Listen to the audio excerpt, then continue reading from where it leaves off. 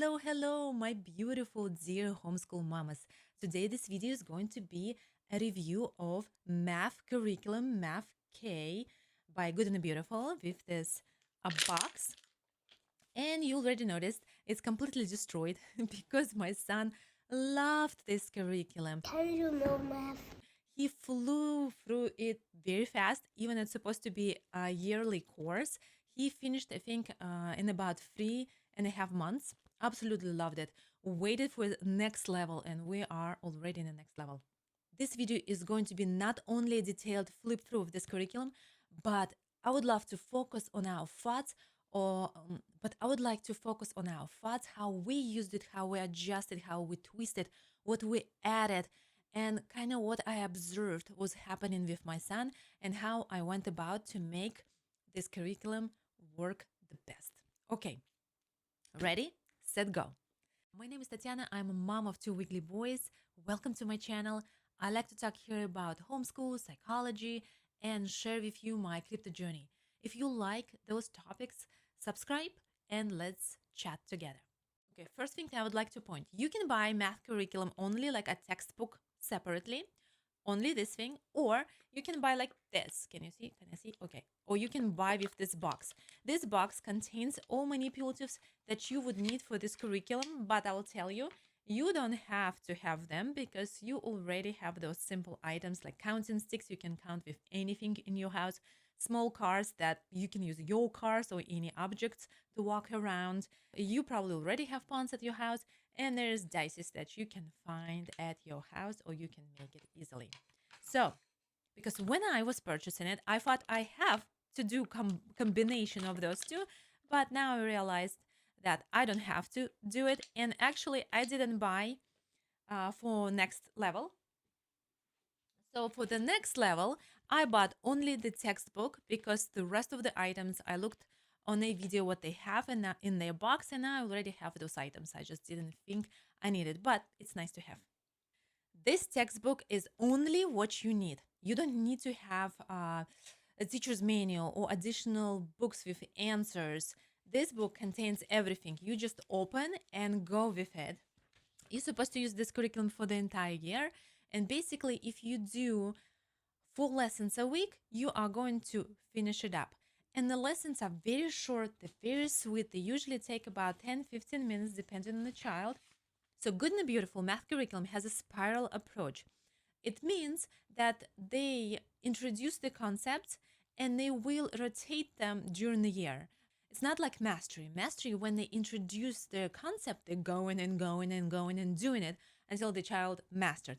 The spiral approach, they introduce different concepts and they just rotate them and basically coming back to those ideas, those concepts through entire year. So Good and Beautiful has a spiral approach. How is your lesson going to look like? It is very short.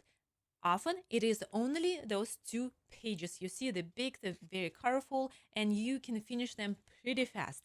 1 to 3. So lesson number 1, numbers 1 to 3, and you see this box. This box is basically you start your lesson with this box only if your child didn't master it.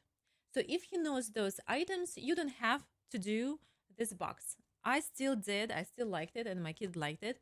But just know, this is just if he didn't master some concept yet. Then you'll see the text. Text in blue and text in black. Text in blue is for you. Text in black is for the child. And if you will have some answers, I don't see it right here. Here. Okay. But there's answers for you in the same time they did in those brackets. So that's it. You see the first lesson, how it looks like. Here and here, this is done. This is just the first lesson. That's it. Lesson number 2, again, here and here. Oh, and here, because they're coloring. Lesson number 3, you see, again, is just here and here. Lesson number 5, here and here. Let's look at what they learn and how does your year will structure.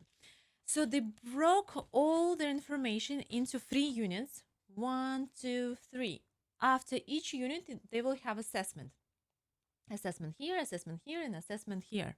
Let me show you how assessment is going to look like. So you see this is a purple section and there's orange section. The idea is that kids needs to do only purple section, and if they have any trouble, they're going to do as additional practice orange. I did it anyway. I think that's good to have extra practice because in my opinion it's not a lot of math problems here, so they can do it. Just a second. So you see again, there's purple, orange is what they're supposed to do, additional practice. Supposed to do additional practice, but we did it anyway. And that's not a lot. You see, this is only, and that's only first assessment. Let me show you how the last assessment is going to look like, what they expect your kid to know by the end of this course. Okay, so here's some oral assessments. And then you see they have ordinary numbers, telling the time at the end. They have some subtraction in a very easy way to do, some shapes, even in odd numbers, some volumes, very simple. There's some easy addition practice. There's addition practice in that way. There's counting by twos, one more, one less, and that's it. Funny part for me was that they started addition before number bonds. So what I mean by that, I would love to really focus not like right away on addition and subtraction, but mostly on understanding number, that number 8 can be built in a different ways. It could be built 5 and 3, it will be 4 and 4, it can be 6 and 2, it can be 1 and 7, 7 and 1, different variation, and it still will be number 8. I would like my kid to be very flexible in number sense.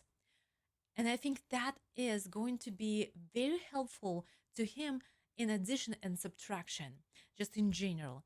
I thought I would like to focus on those skills, building those skills right away. And often it's built by number bonds and different games.